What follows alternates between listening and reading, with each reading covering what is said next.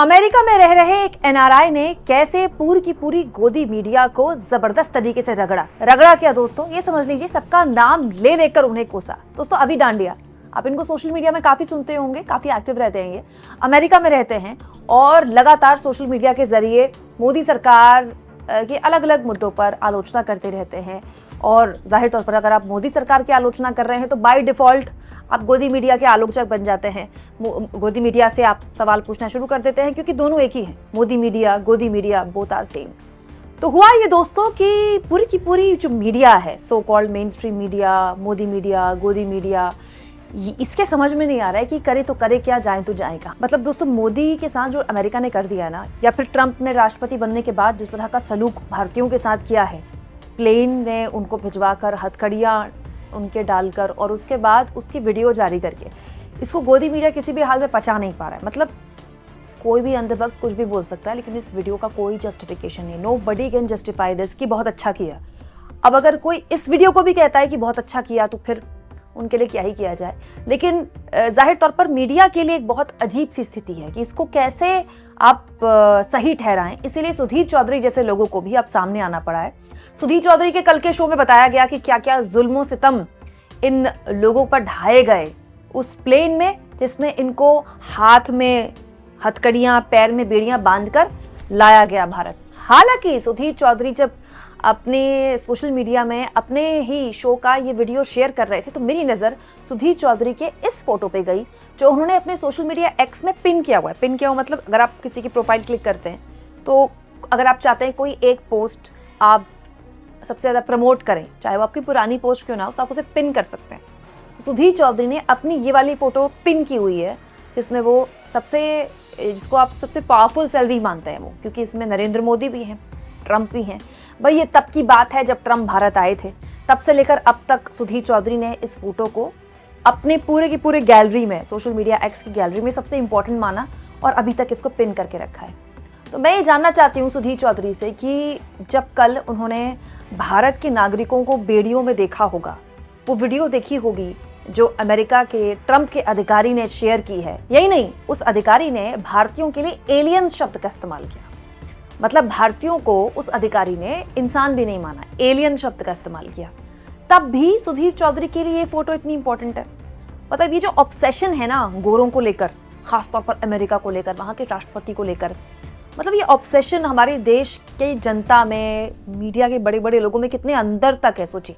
मतलब कोई भी आदमी जिसने वो वीडियो कल देखी होगी, एक बार उसका खून खौला हुआ कि क्या तरीका है, क्या तमीज है ये। लेकिन मैं हैरान हूं दोस्तों कि एक तरफ सुधीर चौधरी बता रहे हैं कि क्या जुल्मों सितम उस प्लेन में किए गए भारतीयों पर, और दूसरी ओर अभी भी उन्होंने ट्रंप के साथ अपनी ये सेल्फी लगाई हुई है। खैर सुधीर चौधरी कुछ भी कर सकते हैं। वैसे भी गोदी मीडिया के हिसाब से तो कोई भी खबर आती है जाती है, और कोई खबर मोदी या इस सरकार की आलोचना वाली हो तो उनके लिए कोई तवज्जो ही नहीं रखती खबर। लेकिन सोशल मीडिया में और दैनिक भास्कर ने और बाकी अंग्रेजी अखबारों ने इस पर काफी अच्छी रिपोर्टिंग की है, ये मैं आगे आपको दिखाऊंगी। लेकिन अभी डांडिया ने कैसे गोदी मीडिया को इस पर जबरदस्त रगड़ा है, जरा सुनिए। देश की गोदी मीडिया से मेरा एक सवाल है कि प्रधानमंत्री को प्रधानमंत्री रहने दीजिए, भगवान न बनाइए। अब जो अमेरिका से इलीगल इंडियंस को भेजा गया है और जिस तरह भेजा गया है वो सबको दुख हुआ है, मगर किसका नतीजा है?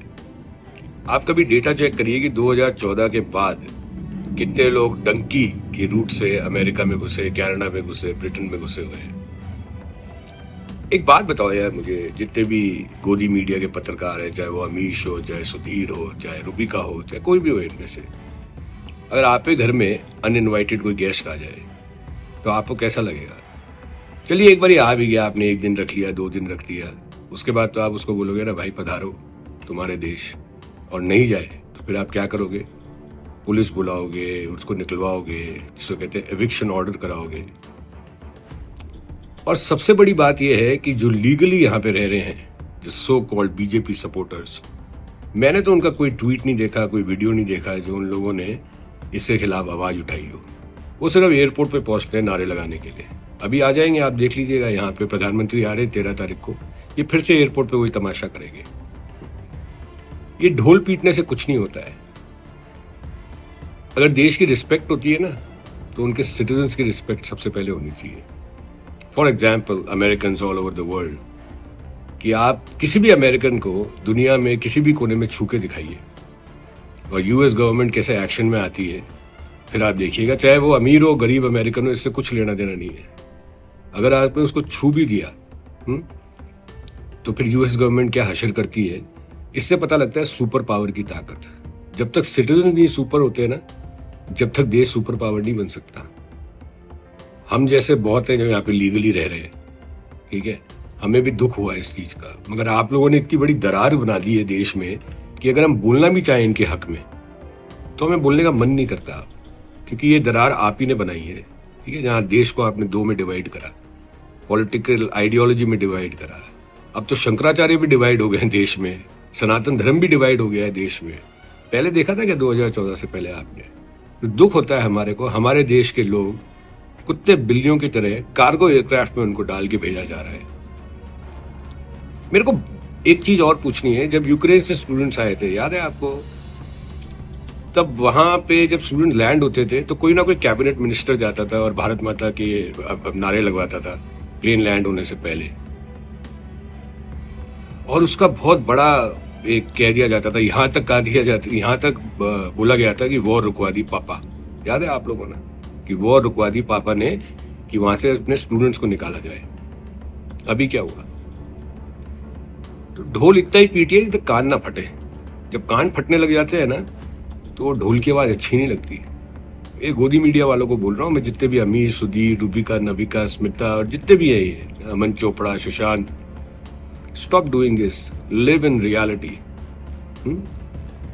चलिए, I hope they have reached safely और अपने परिवारजनों से मिल लिए है वो।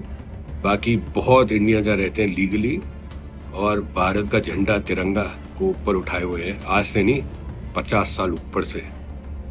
जो कहते हैं ना कि 2014 के बाद ही आजादी मिली है, 2014 के बाद ही हिंदुस्तान के पासपोर्ट की इज्जत हुई है, सब बकवास बातें बंद करिए। Stop this nonsense. पूरी दुनिया आप पे हंसती है और आपकी मीडिया पे हंसती है, आप जैसे पत्रकारों पे। ओके दोस्तों, ये तो गोदी मीडिया की आलोचना थी जो कि अमेरिका में बैठे एक एनआरआई कर सकते हैं। भाई अभी डांडिया एक एनआरआई हैं और वो इतने साल से अमेरिका में रह रहे हैं और वो अवैध रूप से नहीं गए हैं, वैध रूप से रह रहे हैं, तो वो एक अपनी बात रख सकते हैं लोगों के बीच। लेकिन मैं इससे आगे आपके सामने कुछ फैक्ट्स रखना चाहती हूँ। दोस्तों, हिंदुस्तान टाइम्स ने खबर छापी है जिसमें बताया गया है कि महिलाओं को भी बांधा गया था, महिलाओं की भी हथकड़ियां लगाई गई थी, जबकि संसद में एस जयशंकर, भारत सरकार के विदेश मंत्री, ने कहा था कि महिलाओं को बेड़ियों में या हथकड़ियां नहीं बांधी गई थी। दूसरा और सबसे महत्वपूर्ण बात जो बहुत ही ज्यादा डराने वाली है दोस्तों, वो दैनिक भास्कर ने छापी है। दैनिक भास्कर ने बताया है कि कैसे डिटेंशन सेंटर्स में इन लोगों को पहले रखा गया, जैसे कोई कुख्यात अपराधी हो, कोई आतंकी हो। ये डिटेंशन सेंटर्स में इनको रखा गया और इनके ऊपर ट्रैकर्स लगाए गए थे। ट्रैकर्स लगाकर इनको ट्रैक कर रहा था अमेरिका प्रशासन, और फिर इनको एक तरह से डिटेंशन सेंटर्स में रखा गया और फिर वहां से इनको डिपोर्ट किया गया। अब तो हर कोई खुलकर बता रहा है कि क्या क्या उनके साथ हुआ। और एक और इंपॉर्टेंट खबर, क्योंकि इस तरह की खबरें छूट जाती है ना फिर बहुत सी खबरों के बीच, एक अंग्रेजी अखबार का ये आर्टिकल देखिए।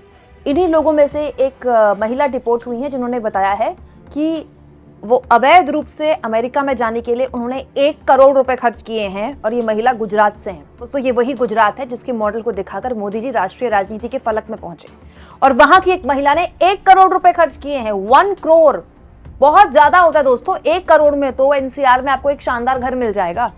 1 करोड़ में तो आप छोटा मोटा कोई बिजनेस कर सकते हैं भारत में।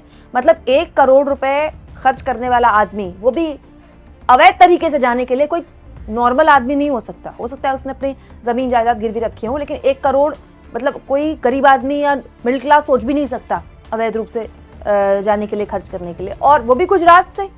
तो ये गुजरात मॉडल की भी स्याह सच दिखाता है। गोदी मीडिया के स्याह सच के बारे में तो अभी डांडिया ने बात की ही है। दोस्तों, ये जो ट्रंप ने हरकत की है, इसने भारत के अर्थव्यवस्था पर, भारत में जो पलायन हो रहा है उसकी समस्या पर, और भारत सरकार के इस मामले को लेकर लगातार बोले जा रहे झूठ को जिस तरह से खुलासा किया है।